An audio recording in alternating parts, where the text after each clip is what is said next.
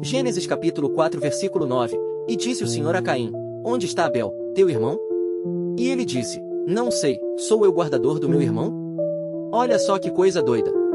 A gente para ler essas histórias, e às vezes, passa batido pelo detalhe mais genial, Deus perguntando coisas que ele já sabe a resposta. É tipo aquela situação onde sua mãe te pergunta se você lavou a louça enquanto ela está olhando para a pia cheia de pratos. Ela não quer a informação, ela quer saber se você vai ter a dignidade de assumir o que fez.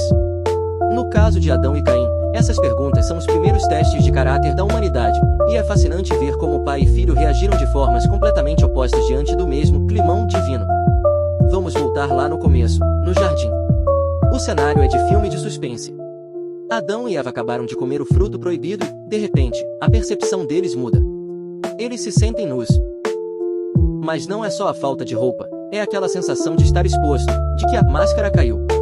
Aí Deus aparece para o passeio matinal e lança o famoso: Onde estás? Cara, imagina o frio na barriga. Deus sabia que Adão estava atrás daquela moita de samambaia específica. A pergunta era um convite para o arrependimento. Era Deus dizendo: Aparece aí, vamos conversar sobre isso. E o que o Adão faz? Ele sai, mas já sai com o roteiro da desculpa pronto. Ele admite que teve medo e que se escondeu porque estava nu. Ou seja, ele sentiu o peso. Ele sentiu vergonha.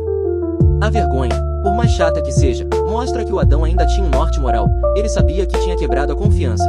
Agora, pula o vídeo para a próxima geração. O clima aqui já é bem mais pesado. Caim está com um ranço absurdo do irmão, Abel. Deus, que não é bobo, chega no Caim antes do crime e avisa: Olha, o pecado está ali na porta, doido para te pegar, mas você tem que dominar isso. É o livre-arbítrio sendo desenhado na frente dele. Deus deu o spoiler do que ia acontecer se ele não se controlasse. Mas o Caim ignora o aviso, faz o que faz, e aí vem a segunda pergunta clássica: Onde está Abel, teu irmão? A resposta do Caim é de uma audácia que deixa qualquer um de queixo caído. Ele não se esconde como o pai. Ele não demonstra medo. Ele simplesmente lança o maior "e eu com isso" da história: Não sei, sou eu guardador do meu irmão. Ele tenta dar um drible em Deus com um cinismo nível máximo. Enquanto Adão reconheceu que a relação estava quebrada e se escondeu, o Caim tentou fingir que a relação nem existia. Ele negou a responsabilidade pelo outro. É como se o mal tivesse evoluído da vergonha do pai para a frieza do filho. O que a gente aprende olhando para esses dois fatos é que o livre-arbítrio é uma ferramenta poderosa e perigosa. Deus pergunta não para se informar, mas para nos dar a chance de falar a verdade para nós mesmos. O Adão falhou na obediência, mas ainda tinha um pingo de consciência. O Caim falhou na humanidade, no amor pelo irmão, e perdeu a sensibilidade.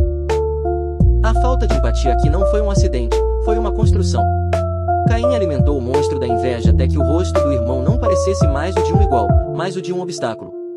Quando você para de ver o outro como alguém que merece cuidado, o crime se torna apenas uma tarefa. O castigo do Adão foi ser expulso do jardim, mas ele ainda tinha terra para trabalhar e uma família para cuidar. Ele carregou a consequência, mas manteve a conexão. Já o castigo do Caim foi ser um fugitivo errante, alguém que não pertence a lugar nenhum. E faz todo sentido. Quando você decide que não é o guardião do seu irmão, você automaticamente decide que não faz parte de comunidade nenhuma. A solidão de Caim foi plantada no momento em que ele achou que a vida do Abel era descartável. Essas histórias mostram que a gente sempre tem um aviso antes e uma chance de confessar depois. O mal não vence porque a lição faltou, mas porque a gente escolhe ignorar o alerta de proximidade que a consciência apita. O problema é que, às vezes, a gente prefere o cinismo do Caim do que a vulnerabilidade do Adão. A gente se convence de que o problema do outro não é nosso, de que cada um sabe de si, e vai se tornando errante dentro da própria casa. No final das contas, onde estás? E onde está seu irmão? São perguntas que a vida faz pra gente todo santo dia. Elas testam se a gente ainda tem a coragem de assumir nossos buracos ou se vamos continuar fingindo que não somos responsáveis por ninguém. A história de pai e filho é o espelho mais antigo do mundo. Um mostra o erro que tenta se redimir, o outro mostra o erro que se orgulha de ser cego. A pergunta que fica é: se o sangue das nossas escolhas clama da terra, a gente vai responder com a verdade ou com outra pergunta irônica?